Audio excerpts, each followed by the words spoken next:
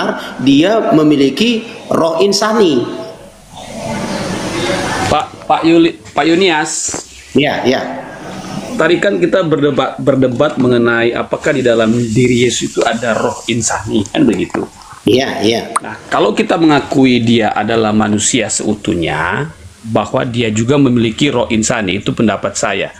Nah, ya hadi ya bashir ya tabibi nabiyullah khairul khalqi jami'an lahu a'la manasibi wal marati salatullah subhanallah. Bismillahirrahmanirrahim. Assalamualaikum warahmatullahi wabarakatuh. Kaum muslimin yang dirahmati Allah, semoga Allah senantiasa curahkan segala rahmat, segala nikmat yang berkepanjangan dan tiada akan berhujung dari dunia hingga akhirat, insyaallah. Dan Allah pun kumpulkan kita para kaum muslimin di bawah naungan aras Allah beserta para nabi, beserta para orang-orang yang Allah kasih, Allah sayangi, Allah cintai, insyaallah, di bawah naungan aras Allah kelak, di mana tiada naungan selain daripada naungannya, insyaallah. Amin amin Allahumma amin. Kaum muslimin, pada kesempatan siang hari ini, pagi menjelang siang nih, saya akan mengunggah sebuah video di mana video ini mengesahkan tentang bagaimana para coten-coten tenggiri ini ya, para Kristen-Kristen yang dimana mereka ini berebut berebut Tuhan ya. Inilah kalau Tuhannya lebih dari satu, Tuhan punya Tuhan kembar kembar tiga. Mereka jadi bingung sendiri ya, yang menyembahnya jadi bingung sendiri.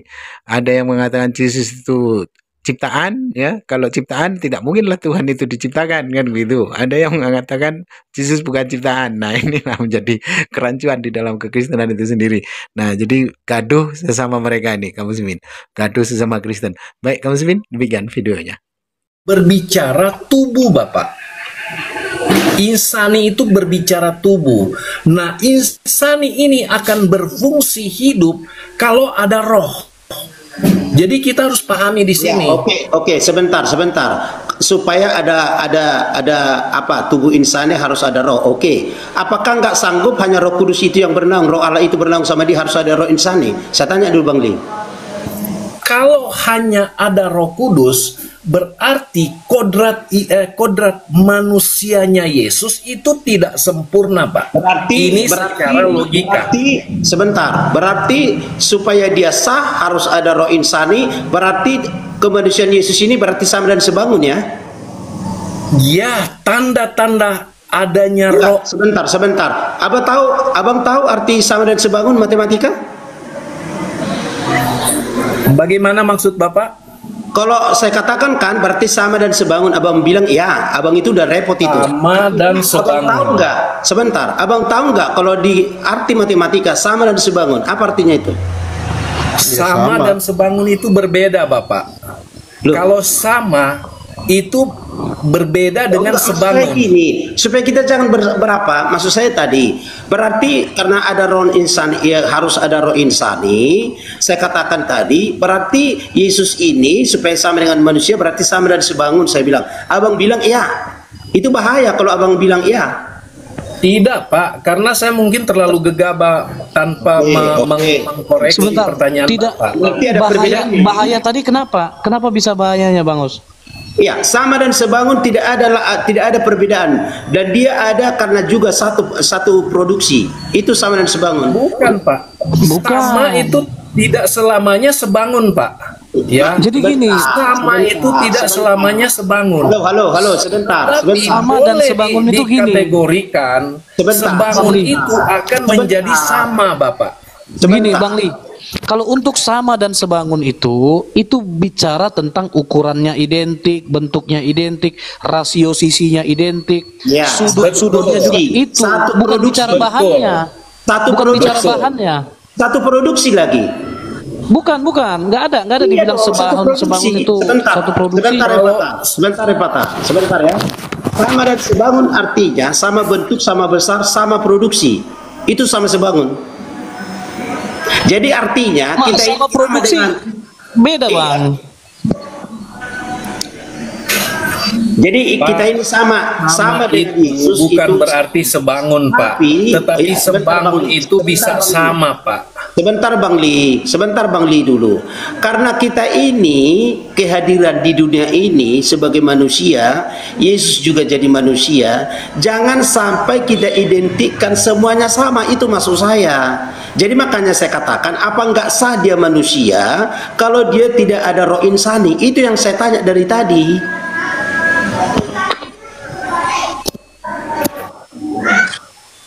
Kita ambil kata sama. Iya. Dia ada roh. Macam-macam jaringanmu Bang Li, macam-macam jaringan. Nah, wujud dari roh insani itu Enggak, saya tanyakan, apakah tidak sah dia manusia karena dia ada dari Roh Kudus? Apa tidak sah dia manusia kalau tidak ada roh insani? Itu maksud saya. Tidak, kalau saya bilang dia berarti berteofani nanti begitu. Bapak tanya sama nanti Bapak tanya sama Bapak di surga. Iya, nanti Bapak tanya di surga sama Bapak di surga, kalau Yesus tidak punya roh insani sah atau tidak sebagai manusia. Itu Ngapain saya jawabannya, tanya Pak. ke surga, Bang? Ya, karena ini Nah, kalau saya melampaui jawabnya gini. akal dan pikiran. Kalau saya jawabnya, Bang, itulah enggak, perbedaan sebentar, dia Bapak. dilahirkan Iya. dengan berteofani gitu loh. Iya. Jadi kalau Bang Li ini, jawaban Bang Li ini tanya di surga katanya. Ngapain ku tanya di surga? Karena abang mempertahankan dia ada roh insani. Abang lah ku tanya, ngapain ke surga lagi? Bukan, Bapak kan begini. Ada kata sah di situ. Jadi kata sah ini yang membuat saya berpikir panjang ke depan, Pak. Apakah dia sah? Itu Kenapa maksudnya. Bang Li? Nah, enggak dong. Artinya begini, abang menyatakan itu ya karena dia daging insani, berarti ada roh insani. Makanya saya bilang berarti abang tahu. Artinya begini, berarti kalau dia nggak punya roh insani, nggak sah dia mengambil rupa manusia, begitu. Kata sah inilah yang bikin pikiran saya jauh ke depan, Pak. Sah itu begini. Sah itu dalam KBBI salah satunya berlaku atau diakui kebenarannya atau nyata dan tentu. Iya, itu sah. maksudnya. Itu Jadi maksudnya. ya kalau dia nggak ada roh insanikah atau entah roh apalah namanya itu kan ya berarti dia bukan manusia, dia berarti Itu maksud berteofani saya. Jadi saja Bang gitu. Li ditanya ke surga katanya. Dia kok yang Iya, menyatakan. karena begini, Pak. Kata sah ini merujuk kepada keabsahannya Bapa di sorga. Gini, Pak Merujuk ke Hos, sana. saya sedikit aja. Dari penjelasan teman-teman Tritunggal, Yesus itu adalah sama dan sebangun dengan manusia. Tubuhnya tubuh manusia yang sama sebangun, darahnya darah manusia yang sama dan sebangun, rohnya juga sama dan sebangun dengan manusia. Itu penjelasan teman-teman Tritunggal. Tetapi kalau bagi Cak Lontong, Cak Yesus Lontongnya apa ini? itu Wanes atau JO? serupa. Sebentar. Serupa. Anda ini dulu, tapi ini dulu. berbeda dengan manusia.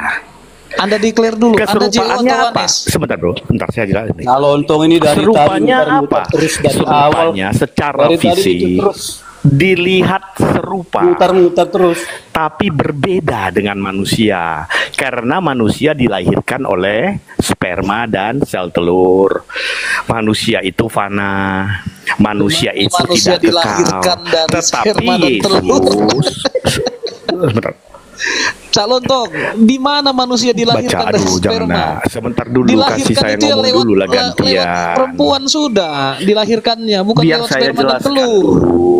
Kalau untung Nanti biar Tuhan kalian Yesus dilahirkan secara manusianya dengan sel telur Maria enggak? Jawab dulu. Jadi gini, Pak Ho, Jawab dulu. saya ngomong Dengan Pak, sel sebentar. telur yang ada di Saya dalam ngomong Bunda dulu. Maria apa bukan? Yesus dilahirkan. Begini, saya Bang ngomong Nathan. sama Pak Hos dulu. Begini Bang Nathan, Iya, iya. beda dilahirkan, beda dia diciptakan. Bisa ada di dalam kandungan, bisa ada di dalam rahim, itu bukan karena hubungan. Tapi kalau dilahirkan ya dilahirkan semua kok. Lewat kelaminnya perempuan gitu loh. Mohon maaf.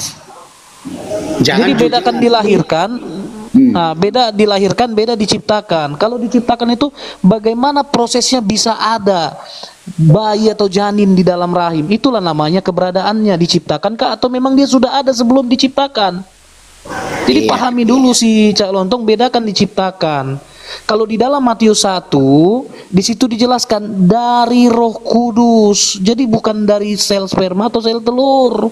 Itulah bedanya, kita bukan diciptakan Yesus itu. Benar, jangan sampai kita melecehkan. Nah, jadi begini Cak Lontong, kita kan udah larang di room ini Bang, jangan menyebut denom lain. Kenapa Bang Epata tadi kamu Jehovah Oneness Pak Lontong kata? Karena Abang singgung tentang menurut Tritunggal. Kita di sini Bang, bukan tentang Tritunggal, Oneness, JO, tidak. Kita menurut apa yang tertulis Bang Cak Lontong. Oke. Yang tadi Bang Seki itu saya larang dia. Oke.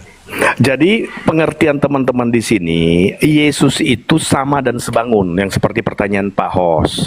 Tidak ada bedanya lagi, sudah persis sama dan sebangun. Semuanya, termasuk rohnya.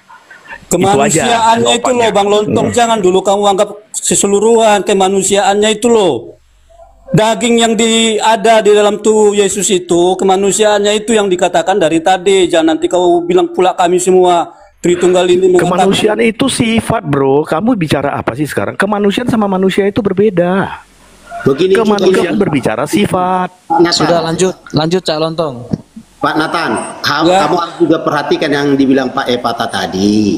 Jangan karena dikandung oleh si Maria, dilahirkan, itu juga jadi bahannya, daging itu sepertinya janin itu datang dari dagingnya Maria. Itu pun berbahaya. Karena itu, dia ada dari Roh Kudus. Lontong tadi yang mulai ya Bang, dia kan bilang tadi dari sel telur sperma. Jadi saya katakan, apakah Tuhan Yesus itu terlahir bukan dari sel telur Maria?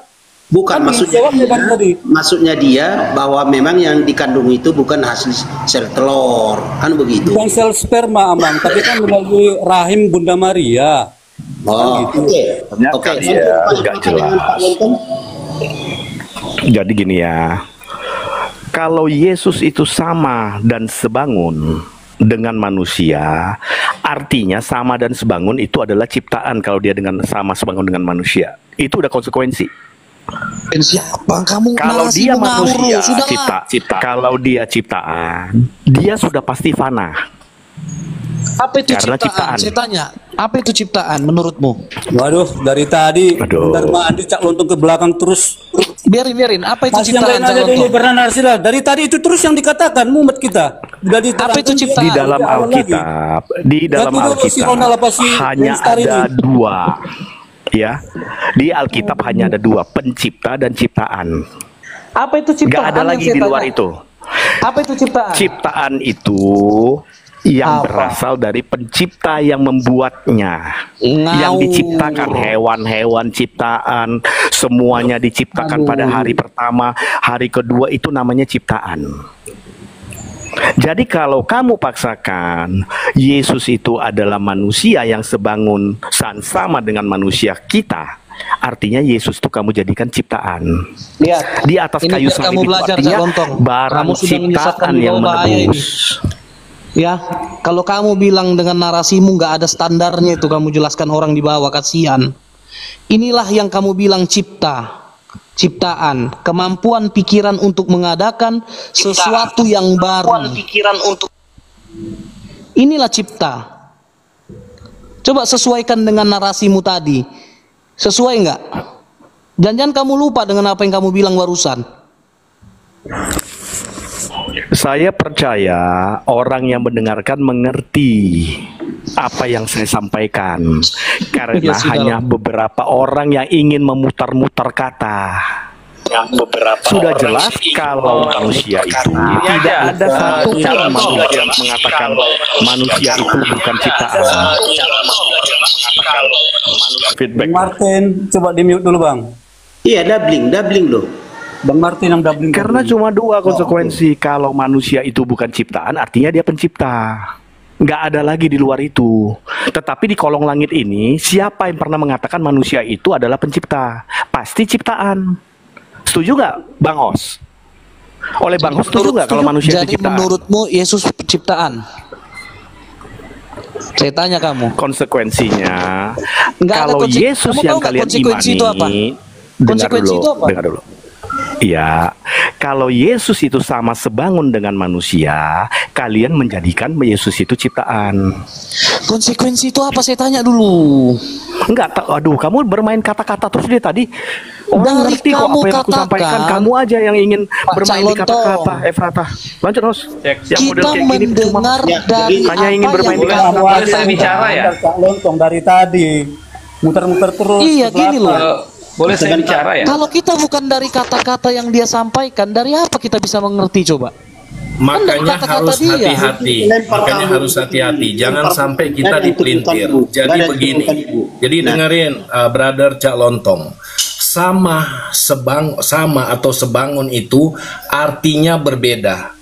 Jadi jangan kita bawa narasi filsafat ini dengan kata sama sebangun itu sama-sama memiliki arti yang sama. Tidak. Sama itu artinya identik atau persis, ya, identik atau persis. Sedangkan sebangun itu memiliki bentuk yang sama. Itu udah dijelaskan sama Bro Evata tadi. Kalau sebangun. Jadi jangan bawa narasi kita mengenai kehadiran Tuhan Yesus itu tampil sebagai manusia. Dan kemudian kita bilang sama dan sebangun. Saya bilang tidak. Itu aja. Oke, mantap Bang Di, ya. Jadi kalau memang tidak, berarti kenapa harus kita katakan harus benar-benar dia memiliki roh insani?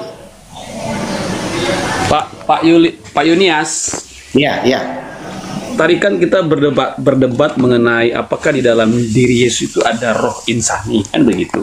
Iya. Nah, kalau kita mengakui dia adalah manusia seutuhnya, bahwa dia juga memiliki roh insani, itu pendapat saya.